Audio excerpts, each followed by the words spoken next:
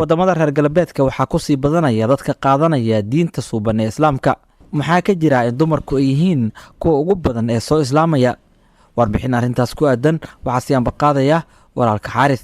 qisadani waxay ku saabsan tahay haweeney u dhalatay waddanka Brazil kana shaqayn jirtay xayisiinta dharka oo ku islaamtay sabab ku aadan markii ay ku saamowday dhageysiga quraanka kariimka, balse haweeneydan ayaa fududeysatay salaadeeda bilowgeedii islaamka sidaba ku dhacda in badan oo ka mid ah dadka muslimiinta oo ay wax laga xumaado tahay. balse haweeneydan oo lagu magacaabo Tamara ayaa waxaa mar kale iftiin u noqday siirada nabiga sallallahu alayhi wasallam iyo saxaabadiisii sharafta badneed, waxaana mar kale ay ku riixeen inay laasimto salaada kuna dhigto. waxaa dadka caado u ah in ay ixtiraamaan dardaaranka uu bixinayo qof iyaga ka mid ah marka uu geeriyoonayo. haddaba haddii dardaarankaasi uu yahay mid uu muslimiinta kula dardaarmayo nabiga sallallahu alayhi wasallam, sidee saameyntiisu noqonaysaa? Tamara ayaa si aad ugu saamowday dardaarankii nabiga ee salaada kadib markii ay fududeysatay tukashadeeda xilli ay ku cusbeed islaamka.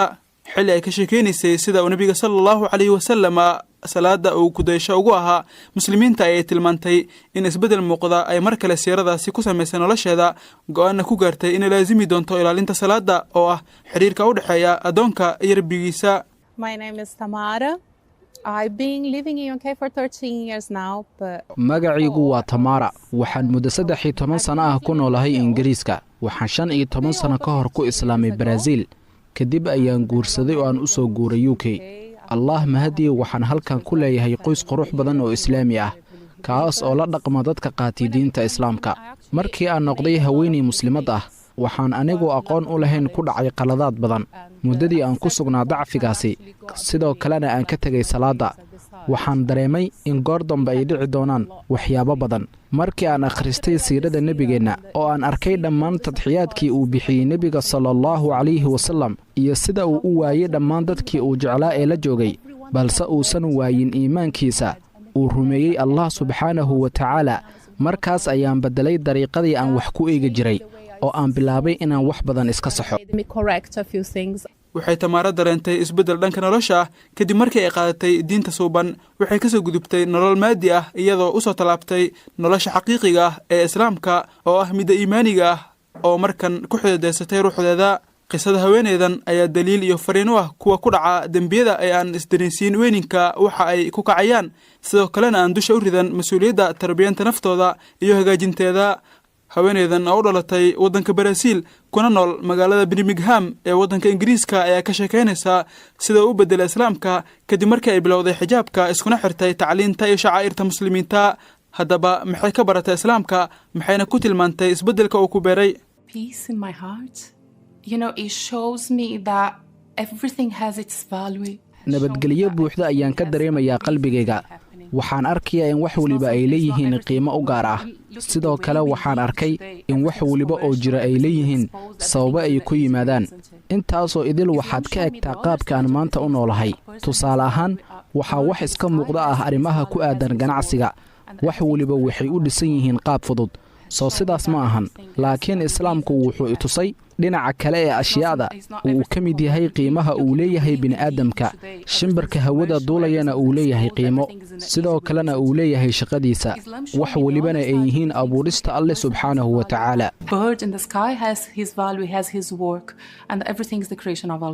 sidoo kale waxay ku ta'asurtay qiimaha iyo ahmiyadda ay allah ka raali noqday saxaabadii nabigeena sallallahu alayhi wasallam siin jireen salaada, kuwaas oo aan marnaba dayicin, iyadoo soo qaadanaysa sida sayiduna cumar ay agtiisa ugu weyneed salaada, taas ay ku sheegtay in ay saameyn ku yeelatay nafteeda.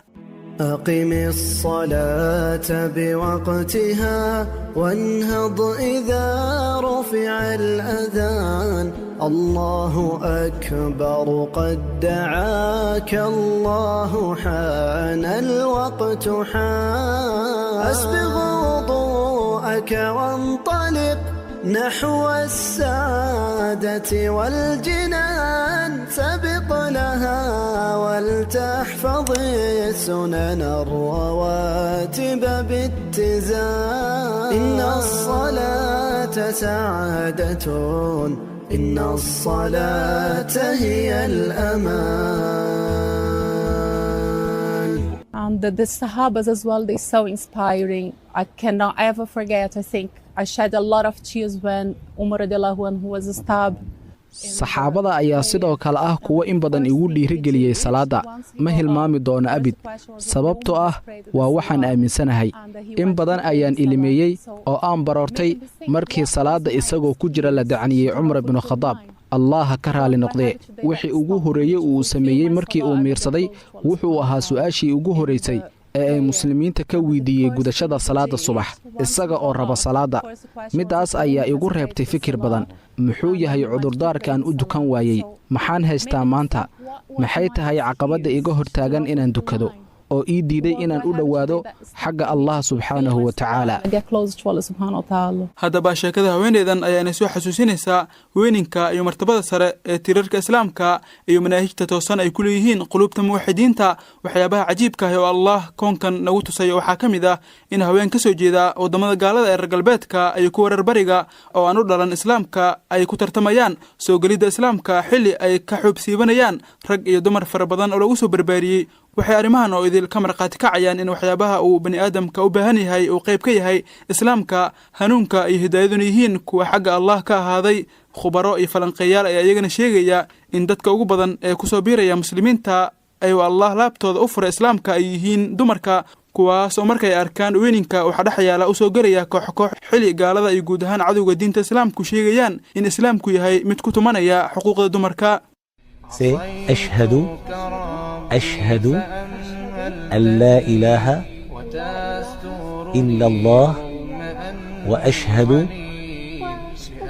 أن محمدا عبده ورسوله أشهد أن لا إله إلا الله وأشهد أن محمدا رسول الله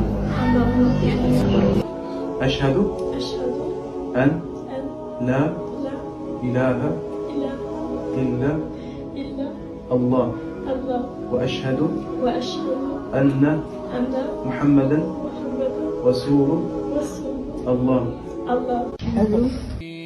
كما أنت مني إلهي تريد waddamo dhaca yurub iyo latiin america iyo kuwo kale waxaa dhowr iyo 10 sano ee lasoo dhaafay ay martigelinayeen feelalka dadka ka soo baxaya mugdiyada kufriga iyo nasiib xumada allahna uu ku manaysanayo islaamka soo islaamida haween badan oo maanta ku hoos jira daa'irada muslimiinta ayaa waxaa allah fadligii ka dhashay qoysas muslimiin ah oo xijaabka shicaarkoodu yahay salaaduna tiir muhiima u tahay noloshooda bismillaahi raxmaani raxiim kul huwallaahu axad الله الصمد لم يلد ولم يولد ولم يكن له كفوا أحد سأترك يا رب ذنب مضى وأقبل نحو الرضا والنعيم أحبك ربي وهذا رجاي